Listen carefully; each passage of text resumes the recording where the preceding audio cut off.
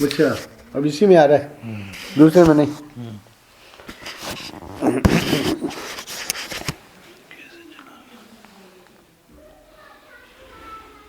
नारायण नारायण नारायण नारायण। श्री राम जय जय राम, श्री राम जय जय राम, श्री राम जय जय राम, श्री राम जय जय राम, श्री राम जय जय राम, श्री राम जय जय राम। आनंद रस रत्नाकर 4 जनवरी। आज का पृष्ठ है कठोपनिषद प्रवचन से। शीर्षक है धैर्य रखो। परम पूज्य महाराज जी कह रहे हैं, जैसे हवा की आंधी आती है वैसे ही दुनिया में भावनाओं की आंधी आती है। बयार की ओर पीठ करनी चाहिए, यानी जिधर से हवा आवे उधर उसका सामना नहीं करना चाहिए। धैर्य रखो, सह लो। जैसे सोते समय सपना आता है वैसे ही जागते समय तुम निकम्मे बैठे हो, इसलिए पिछली बातें याद आकर तुम्हें परेशान कर रही हैं। जैसे सोते समय सपना आता है वैसे ही जागते समय चूंकि तुम निकम्मे बैठे हो इसलिए पिछली बातें याद आ करके तुम्हें परेशान कर रही हैं। धीर है, उनमें धीर रहो। अच्छा, ये तो हो गया पिछली बातें। भविष्य की, अच्छा कभी भविष्य की कल्पना आई, हमको 6 महीने बाद ये काम करना है, तो तुम ये नहीं समझना कि आज जो वेग आया है वह 6 महीने तक बना रहेगा। कभी भविष्य की कल्पना आई कि हमको 6 महीने बाद ये काम करना है, तो तुम ये नहीं समझना कि आज जो वेग आया है वह 6 महीने तक बना रहेगा। अरे वह घंटे आध घंटे में ढीला पड़ेगा कि दूसरा वेग आवेगा, फिर तीसरा वेग आवेगा। यह तो सपने पर सपने आते जाते रहते हैं। धैर्य से इनको आने दो और मिट जाने दो। उनका मूल्यांकन मत करो, इसकी कोई कीमत नहीं है। ये नहीं कि अच्छे ही अच्छे आवें। तो यहाँ पूज्य महाराज जी को मुख्य बात ये बतानी है कि ये जो हम मूल्यांकन कर देते हैं और मूल्यांकन के बाद फिर ये हमारे हृदय में आग्रह हो जाता है कि अच्छे ही अच्छे आवें, तो वो जो है सपने तो जैसे कभी कोई, तो इसी प्रकार ये जो विचार हैं वो संस्कारों के कारण कभी कोई अच्छे विचार, कभी कोई बुरे विचार, तो ये सपने के जैसे ही महाराज जी समझा रहे हैं जागृत में ये होता है। तो उसमें एक तो हमको क्या करना है कि इनको आने दो और मिट जाने दो, और दूसरा उनका मूल्यांकन मत करो। क्यों? क्योंकि इसकी कोई कीमत नहीं है। तो ये हृदय में मत रखो कि यह अच्छे ही अच्छे आवें। अच्छा, बोले कि भाई इसमें बुराई क्या है? हम मन में ये भाव रखें कि अच्छे ही अच्छे आवे विचार या जो भी भाव हैं, तो कह रहे हैं कि जो ये कोशिश करता है कि हमारे मन में अच्छे ही अच्छे भाव विचार आवें, उसको भी बहुत दुख होता है। तो दुख से बचाने के लिए महाराज जी कह रहे हैं, क्योंकि जो इस प्रकार का वो रखेगा आग्रह या कोशिश करेगा कि मन में अच्छे अच्छे भाव आने चाहिए, अच्छे अच्छे विचार आने चाहिए, तो वो उसको भी बहुत दुख होता है। क्यों? क्योंकि अपने वो कंट्रोल में ये बातें नहीं हैं। अरे बाबा, सपने पर जैसे किसी का नियंत्रण नहीं रहता, सपना कभी अच्छा आता है कभी बुरा आता है, वैसे ही यह जो मनोराज्य होता है यह अनियंत्रित मन में होता है ना। अरे आई धारा बह गई, गंगा जी में कभी फूलमाला बह गए, कभी मुर्दा बह गया। ऐसे ही अपने मन में भी दोनों प्रकार के दृश्य आते हैं। तो नियंत्रित मन की बात तो अलग है, पर सामान्य बात कर रहे हैं महाराज श्री अनियंत्रित मन की। तो जितने भी हैं पढ़ने वाले पृष्ठ को, तो जान रहे हैं कि भाई हमारा मन हमारे वश में थोड़ी है, तो अनियंत्रित मन में तो फिर ये ऐसा होगा ही कि कभी अच्छे विचार, कभी बुरे विचार, कभी अच्छे भाव, कभी बुरे भाव, ये संस्कारों के कारण आएंगे। नियंत्रित मन होने के बाद वो बात अलग है, तो उसकी चर्चा नहीं कर रहे हैं अभी। पर ये बता रहे हैं कि नियंत्रित मन की ओर जाने की विधा, जाने की शैली क्या है, जाने की प्रक्रिया क्या है। तो नियंत्रित मन की ओर जाने की प्रक्रिया यही है कि पहले इसकी उपेक्षा करनी पड़ेगी। मूल्यांकन नहीं करो, वो जैसे चल रहा है उसको चलने दो, है ना। तो इसलिए इस पैराग्राफ में बहुत काम की बातें हैं हमारे लिए कि एक तो भविष्य की कल्पना जब आवे तो ये नहीं कि अब ये ऐसा ही रहेगा, ये नहीं समझना कि आज जो वेग आया है वह 6 महीने तक बना रहेगा। वो तो घंटे आध घंटे में ढीला पड़ेगा कि दूसरा वेग आवेगा, फिर तीसरा वेग आवेगा। तो ये तो सपने पर सपने आते जाते रहते हैं, धैर्य से इनको आने दो और मिट जाने दो। तो धैर्य के ऊपर जोर दे रहे हैं, है ना। इनको सपनों को आने दो और मिट जाने दो, इनका मूल्यांकन मत करो, और अच्छे ही अच्छे आवे ये भी बात मत रखो। अच्छा, फिर ये बताया नियंत्रण वाली बात बताई कि सपने में तो हमको समझ में आ जाता है कि सपने पर हमारा नियंत्रण नहीं है, इसलिए कभी अच्छा आता है कभी बुरा आता है। तो महर्षि कह रहे कि मनोराज्य भी तो इसी प्रकार का है। मनोराज्य में हमको लगता है जागृत में कि हमारा नियंत्रण है, पर नियंत्रण नहीं है, तभी तो ऐसा हो रहा है। नियंत्रण होता तब तो फिर ये संभव था कि भाई चलो अच्छे अच्छे आने चाहिए। परम पूज्य महर्षि का नियंत्रण देखिए कितना जबरदस्त। चिन्मय मिशन के प्रत्येक बोधानंद जी जो सूरत वाले, तो महर्षि से जुड़े हुए थे, तो वहाँ की सब बातें अपने गुरु जी की, फिर गुरु जी ने जिनको आचार्य बना रखा था, तो दयानंद जी को चिन्मयानंद जी ने संन्यास देके आचार्य बना दिया था। वही सब करते थे आश्रम का मुख्य कार्य वही इस विद्यार्थियों को पढ़ाना। बाकी तो सब दूसरा सब ट्रस्ट वगैरह था, तो उसका उनको कोई ज़्यादा देखना नहीं पड़ता था। तो फिर विदेश वगैरह भी जाना और सब। तो चिन्मयानंद जी के मतलब राइट हैंड थे दयानंद जी, और फिर धीरे धीरे कुछ अपने हो ही जाता है विचारों में मतभेद। तो एक पॉइंट ऐसा आया कि उन्होंने निर्णय ले लिया कि मैं चिन्मय मिशन में नहीं रहूँगा। ठीक है, उसमें कोई बात नहीं, अपने गुरु जी को कह दिया और अपना अलग हो गए। तो उस समय फिर ये बात हुई कि सब जितने विद्यार्थी थे वो सब दयानंद जी के थे, उन्हीं के द्वारा ट्रेंड थे।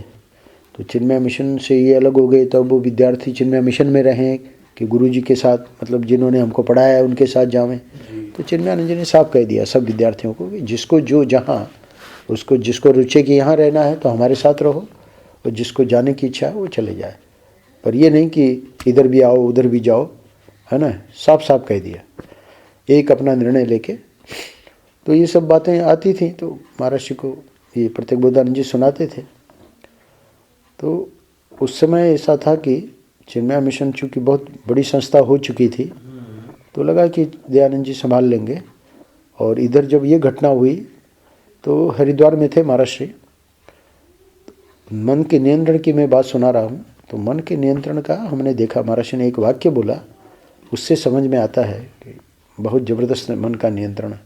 यानी हमको शिक्षा दे रहे थे उस वाक्य में, हमको मतलब प्रभुदान जी को बोले, पर हम भी सुन रहे थे, तो साथ में ही रहते थे, इसलिए जो भी बात बोलते थे तो सुनते तो थे।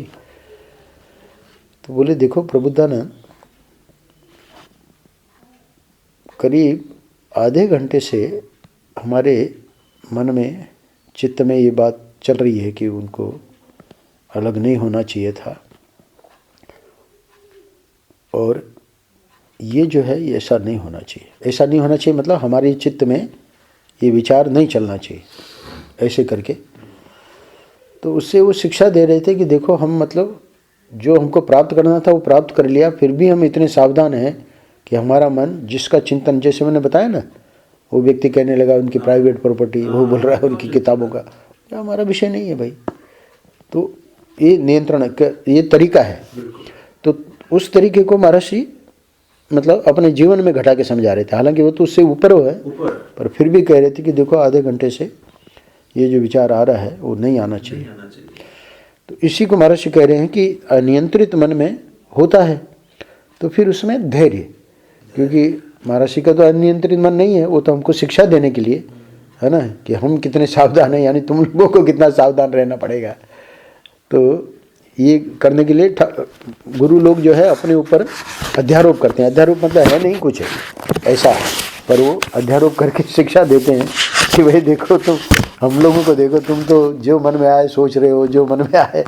तो खैर वो अनियंत्रित मन में ऐसा होगा, तो इसलिए अभी तो क्या करना है, धैर्य रखना है, पर मूल्यांकन नहीं देना। ये क्या हो गया, वो विचार क्यों आ रहा है, क्योंकि उसको मूल्यांकन कर दिया, ये महर्षि कहना चाह रहे हैं। तो मूल्यांकन जो है वो भी गलत है, यानी इसको हम बहुत बड़ी चीज़ समझते हैं, जबकि महापुरुष की दृष्टि में महर्षि की तो वो सहज थी स्थिति, पर हम लोगों को शिक्षा दे रहे हैं कि जब वेदांत का विचार करते हो और तीनों काल में सृष्टि नहीं है, तो फिर ये अलमारी और ये सब कहाँ से आ गई तो सृष्टि का जो निषेध हो गया है ना, वो बात बहुत सच्ची है। वहाँ दृष्टि नहीं जाती, कोई अपनी छाती पे धर के नहीं ले गया तो ये तो बस वो, इसी को तो कहते हैं ना माया इससे हम नहीं सीख पा रहे हैं कि देखो वो नहीं ले जा पाए तो हम उनका इधर उधर बटोर के क्या करेंगे, है ना। ये बटोरने का जो परिग्रह की जो है ये बिल्कुल अविचारित है, ये जो प्रवृत्ति है। हाँ भाई रख जाओ, इसको भी रख जाओ, है ना, काम आ जाएगा कभी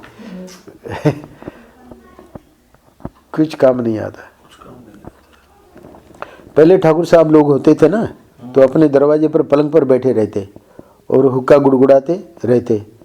किसी अछूत के घर में ब्याह था तो उसका लड़का घोड़े पर चढ़कर निकला, तो पूछा कौन जा रहा है घोड़े पर, पता चला कि अमुक अछूत है, तो बोले पकड़ कर ले आओ।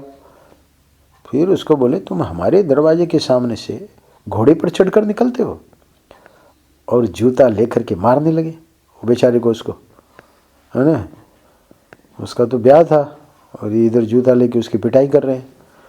तो महर्षि कह रहे हैं कि उस जमींदार की जैसी मनोवृत्ति थी वैसी मनोवृत्ति उस साधक की है जो मन में कोई खराब बात फुरफुरा गई और लेकर जूता उसको मारने के लिए दौड़ा। खराब बात फुरफुरा गई, वो अछूत निकल गया, तो चलो निकल जाने देते, और उसका अब लेके जूता लेके मार रहे हैं, तो खराब बात तो फुरफुरा गई, पर अब उसके ऊपर ही परेशान है कि ये बात ऐसी क्यों आई मेरे मन में। तो ये वैसे ही हो गया जैसे कि कोई खराब बात फुरफुरा गई और लेकर जूता उसको मारने के लिए दौड़ा। तो एक तो गंदी मनोवृत्ति आई और दूसरे उस पर क्रोध, तो ये गलत हो गया। तो इसलिए आज का सूत्र है धैर्य रखो। अब आखिरी 2 पैराग्राफ में मुख्य बात बतानी है महर्षि को। तुम्हारा जो ज्ञान है वह स्वच्छ है, निर्मल है, वह निर्विषय है, वह निर्द्वंद्व है, वह अविनाशी है, वह परिपूर्ण है। तो यहाँ ज्ञान जो है सच्चित आनंद है ना, आत्मा, तो चित्त को कहते हैं ज्ञान, सत चित्त और आनंद। तो ज्ञान सिर्फ ज्ञान है ना, चिन्ह मात्र बोलते हैं उसको। अभी क्या है, ये पुस्तक का ज्ञान, ये मोबाइल का ज्ञान, तो इसमें तो वस्तु जुड़ गई, वस्तु को जोड़ने की जरूरत नहीं है, सिर्फ ज्ञान। तो ज्ञान का जो स्वरूप है वो क्या है, आत्मा ही है, सच्चित आनंद। फिर बाद में व्यवहार में वो ज्ञान जो है वो वस्तुओं को, ज्ञान को लेकर हम लोग व्यवहार में बोलते हैं, पर यहाँ उस ज्ञान की बात नहीं कर रहे हैं, व्यवहार वाले ज्ञान की बात नहीं कर रहे हैं। परमार्थ का जो ज्ञान है, तो परमार्थ का जो ज्ञान है वही आत्मा है। तो उस आत्मा का क्या स्वरूप है, स्वच्छ है 1, निर्मल है 2, निर्विषय है 3, निर्द्वंद्व है 4, और अविनाशी है 5, और आखिरी चीज परिपूर्ण है। और भी लिस्ट बढ़ा सकते हैं, पर मुख्य बातें महर्षि ने बता दी। तो जब वो हमारा असली स्वरूप है, यानी महर्षि यहाँ कहने क्या चाह रहे हैं कि ये जो ऊपर बताया धैर्य रखो, क्यों कहा, क्योंकि धैर्य टूट जाता है व्यक्ति का, और इसीलिए फिर वो देखिए जूता लेके मारने लगा, है ना। हम भी अपनी कोई मनोवृत्ति कोई गंदी आ गई तो हम उसके ऊपर क्रोध करते हैं, क्यों आज ऐसा हुआ, है ना। तो वो क्रोध करना कोई ज़्यादा बुद्धिमानी नहीं है। तो अब उसको कैसे क्रोध आ रहा है उसके ऊपर, हमारे को पश्चाताप हो रहा है, ग्लानि हो रही है। तो महर्षि समझा रहे हैं अगले पैराग्राफ में कि मुख्य बात अपना स्वरूप को समझना है।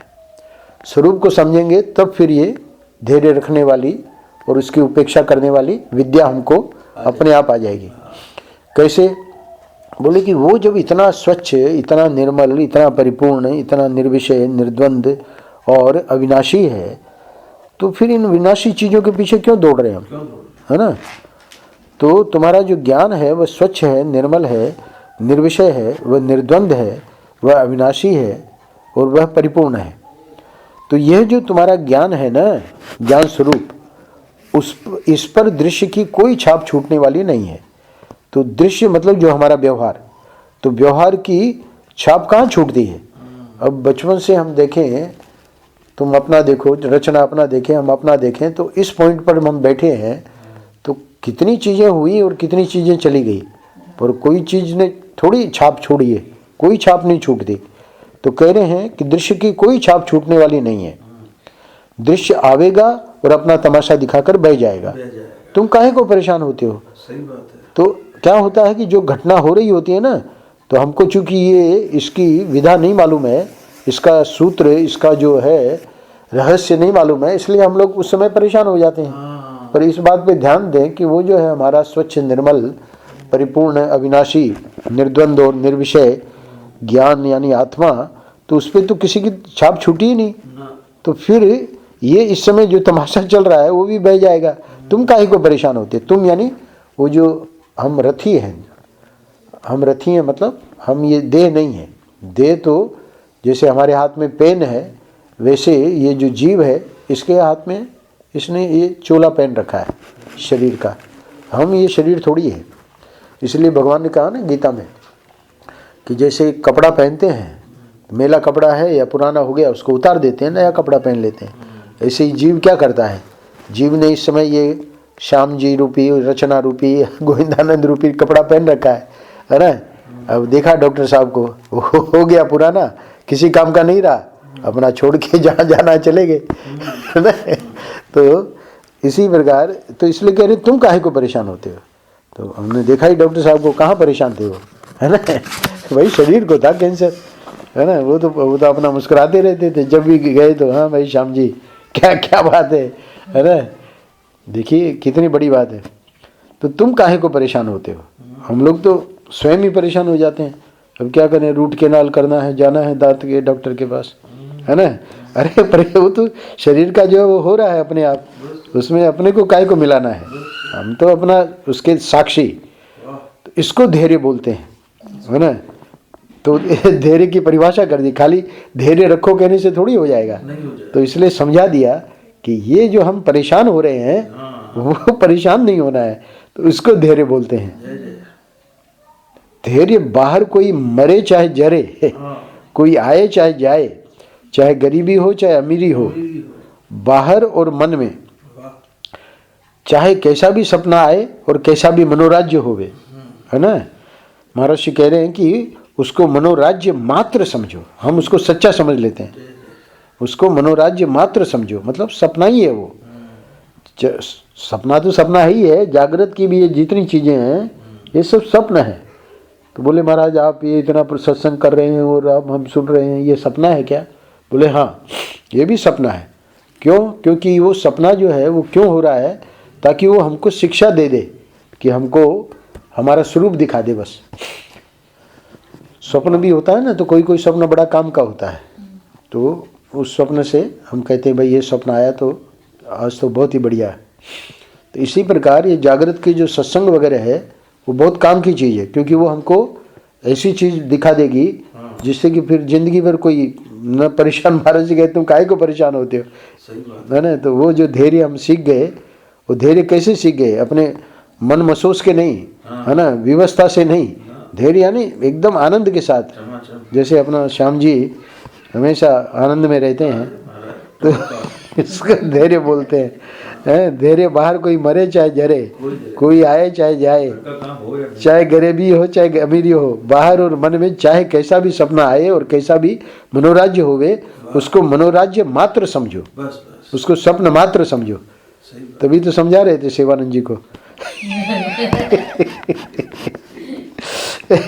उसको ये मत समझो कि तुम्हारे कलेजे में पहाड़ घुस गया, है ना। हल्के रहो और अपनी जगह पर बैठे रहो। तो एकदम अपने को हल्का फुल्का रखना है। और फिर हल्का होने से क्या आदमी उड़ जाता है। तो बोले नहीं, इतने हल्के मत हो जाओ कि उड़ जाओ, अपनी जगह पर बैठे रहो, है ना। धीरा है। हाँ, बोले कि अब तो इतने हल्के हो गए महाराज आपके कहने से। फिर उसने फूंक लगाई और हम उड़ गए। शंकराचार्य जी की हाँ क्या बढ़िया लिखा रहता है, धरो धीर। निश्चलानंद जी के यहाँ जाते हैं, हाँ सामने अच्छा। जहाँ वो नीचे निर्विकार उपानंद लेटा रहता है कभी कभी। हाँ धरो धीर, अच्छा धरो धीर। अच्छा, मैंने देखा नहीं, अब इस बार देखूंगा। बड़ा अच्छा, तो हल्के रहो और अपनी जगह पर बैठे रहो, धीरा है। आखिरी पैराग्राफ में 2 पंक्ति है।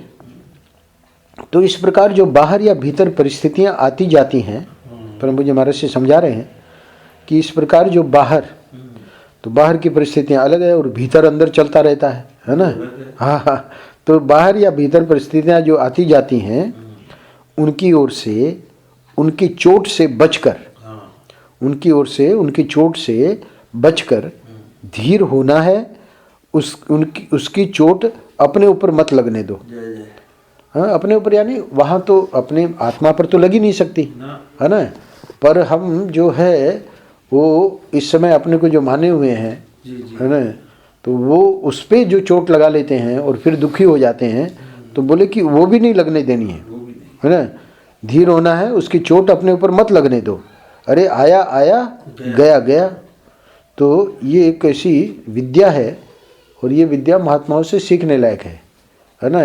इधर डांट रहे हैं और इधर मुंह करके मुस्कुरा रहे हैं। नारायण नारायण नारायण नारायण। अरे अपने आप ही 0 हो गया, ऊपर कुछ दब गया। कोई बात पता नहीं सही हुआ कि नहीं। कल तक तो उन्होंने रिकॉर्ड कर लिया, डिलीट हो गया होगा।